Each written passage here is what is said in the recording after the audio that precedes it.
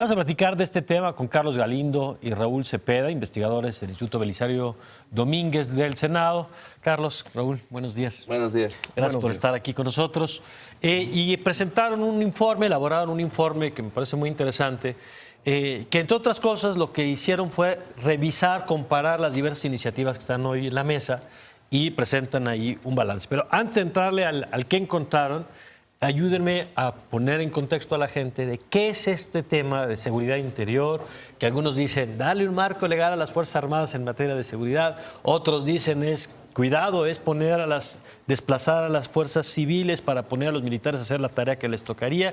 ¿De qué hablamos cuando discutimos ley de seguridad interior? Claro, es cierto. Primero, te platico que el Instituto tiene la misión de aportar insumos para el debate parlamentario, entonces es nuestro trabajo hacer estas cosas. ¿Qué pasa? Que llevamos más de 10 años con el Ejército, las Fuerzas Armadas trabajando en las calles en labores de seguridad pública. Y la Constitución es muy clara. Por un lado dice que en tiempos de paz el Ejército debe estar en los cuarteles haciendo funciones estrictamente de la disciplina militar. Entonces se necesita efectivamente... Y formalmente, parezca lo que parezca, estos son tiempos de paz. Exactamente, formalmente son tiempos de paz. Pero la situación es difícil y es complicada y a veces se ha solicitado el auxilio de las Fuerzas Armadas a la policía en varios estados. La pregunta es bajo qué reglas, bajo qué normas hay que trabajar esto y qué resultados han tenido, porque llevamos ya 10 años en esta situación. Claro, y entonces ustedes, dentro de las cosas que hicieron fue, bueno, si vamos a legislar sobre esto, vamos a ver qué dice la evidencia. Y empezaría por esto que señalaba Carlos. ¿Qué resultados se han tenido de esta aproximación al problema de la inseguridad y de la violencia? Pues después de una revisión que hicimos, sobre todo del indicador más confiable, que tiene evidencia y respaldos en datos administrativos, que son los homicidios, pues lo que notamos es que en las entidades de la República donde se desplegaron los operativos conjuntos militares, es donde ha habido mayores aumentos en homicidios. Y de hecho lo que notamos es que la justificación inicial para sacar a las Fuerzas Armadas de estos operativos conjuntos, que era cierto aumento de la violencia en ciertas entidades, en realidad no se verifica. Es decir, solo en Michoacán hubo un aumento ligero de la violencia en 2006. Previo. En 2006, pero en el resto de las entidades no hubo un aumento pronunciado de la violencia en términos de homicidios. Entonces, lo que estamos diciendo es que para legislar con evidencia hay que tomar estos datos y ver que en realidad la crisis de violencia en la que estamos, hay varios estudios empíricos que citamos en el reporte, confirman que la presencia del ejército en realidad aumentó el número de homicidios que hay en el país. Ahora, déjenme plantear algunos de los argumentos de quienes promueven tanto la participación de las Fuerzas Armadas en estas tareas como estas iniciativas que están ahí. Y uno es la sensación de que como las policías no son confiables, tienen que ser las fuerzas militares, la Marina, el Ejército, quien haga la tarea. Efectivamente, la cuestión es que llevamos 10 años en esto. Y la pregunta es qué diagnósticos y qué evaluaciones tenemos y cómo ha resultado. Y la respuesta es cómo ha resultado, las policías siguen estando como siguen estando, ya lo sabemos todos. Y la violencia sí aumentó después de los operativos militares. Entonces no se ve que sea un remedio efectivo para disminuir la violencia. ¿Qué hacer? Como dijo bien el secretario de Gobernación, es una tarea muy compleja y las acciones simplistas, como nada más tener retenes en las calles, no están funcionando. Se requiere una tarea más compleja de una reforma policial a fondo. Y están varias iniciativas también paradas ahí sobre la discusión del mando único o el mando mixto.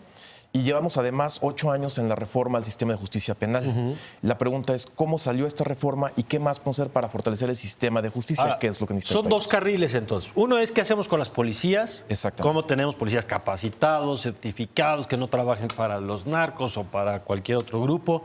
Pero el otro es qué hacemos con las Fuerzas Armadas que están en las calles.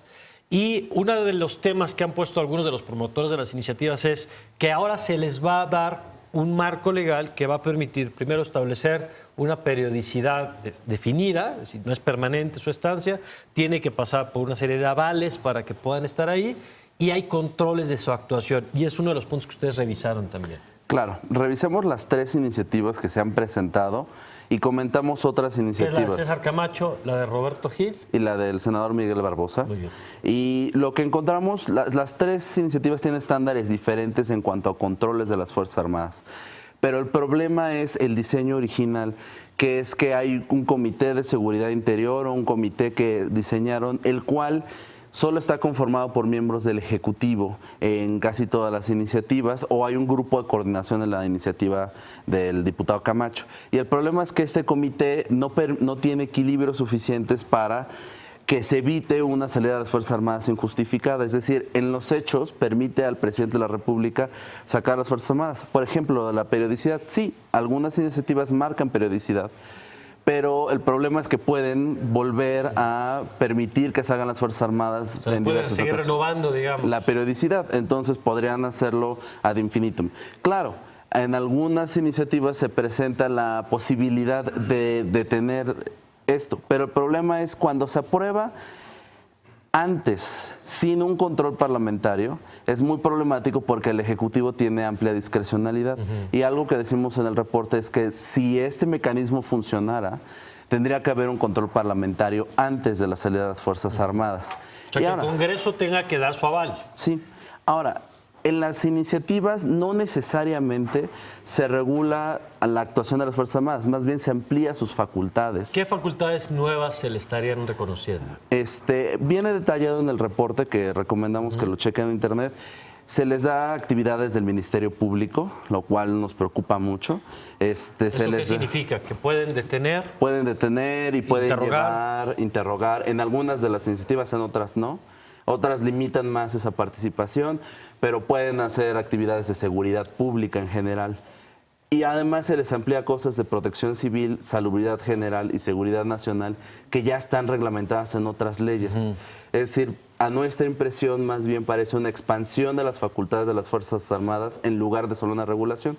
Y lo que decimos es hay un marco de jurisprudencias que han regulado la actuación de las Fuerzas Armadas, pero las iniciativas no parecen atender lo que las jurisprudencias dicen, que por ejemplo se tiene que legislar en el marco de todo el marco de derechos humanos o que tiene que darse la condición de inmediatez y rapidez. Y no parece ser que las iniciativas lo dicen, porque prácticamente dan periodos muy largos en lugar de inmediatos. ¿Cuáles son los riesgos para las Fuerzas Armadas de esto? Porque yo estoy seguro que hay quien nos ve, y habrá una parte que diga, a mí no me gustaría ver a soldados o a marinos haciendo estas labores de seguridad pública, porque no están, lo ha dicho el secretario de la Defensa, nosotros no nos formamos para esto, no es nuestra tarea, no es nuestra vocación y nuestra misión. Pero habrá quien diga, no, bueno, pero está bien que, vuelvo al asunto, ante la sensación de impunidad, vulnerabilidad, pues estamos como urgidos de quién nos salva de esta, ¿no?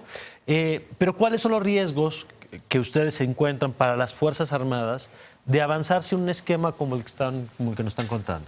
Uno de los principales riesgos es ir en contra de lo que dice la Constitución.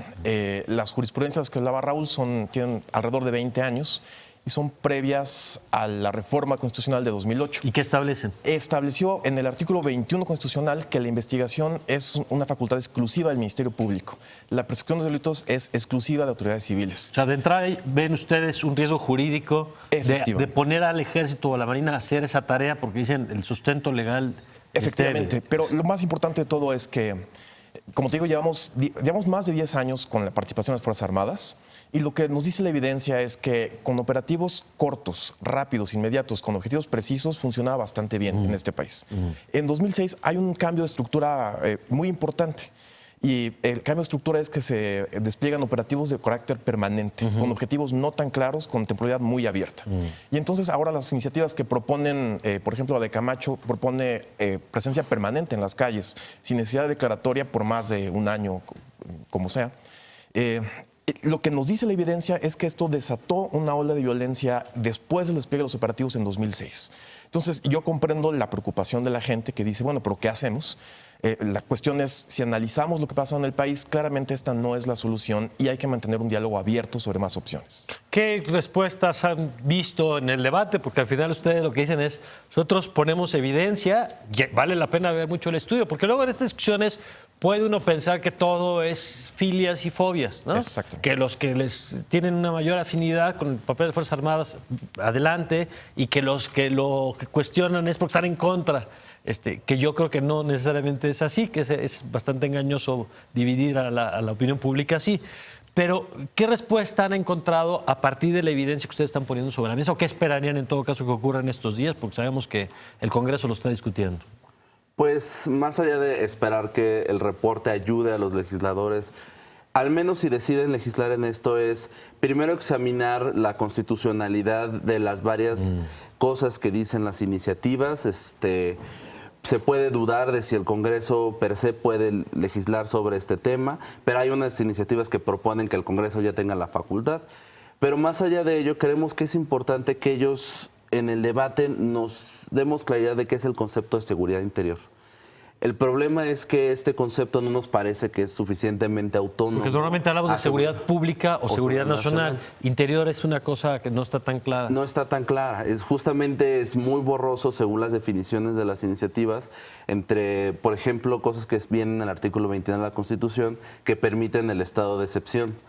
Que ese es un mecanismo constitucional que nosotros nos damos para suspender derechos con aprobación del Congreso. Entonces nos preocupa mucho, y yo creo que sería algo muy importante el debate parlamentario, que se atiendan los problemas de constitucionalidad que estamos apuntando en el reporte, pero también comprender que una regulación de las Fuerzas Armadas se puede hacer de su actuación con el marco de derechos humanos que viene en nuestra Constitución, y también que no puede ser esta iniciativa la única medida. Que hay un debate abierto sobre otras medidas para un plan gradual para el retiro de las Fuerzas Armadas que se ha discutido en reportes de la Organización de las Naciones Unidas, de Amnistía Internacional, de Open Society, y creemos que sería un buen tiempo para abrir un debate sobre un plan que nos permita no pasar otros 10 años sin evidencia para terminar en el mismo lugar que terminamos Muy bien. ahora. Pues ahí está el material para quien lo quiera revisar. Raúl, muchas gracias. Carlos, muchas gracias. Vamos a ver qué pasa en los próximos días.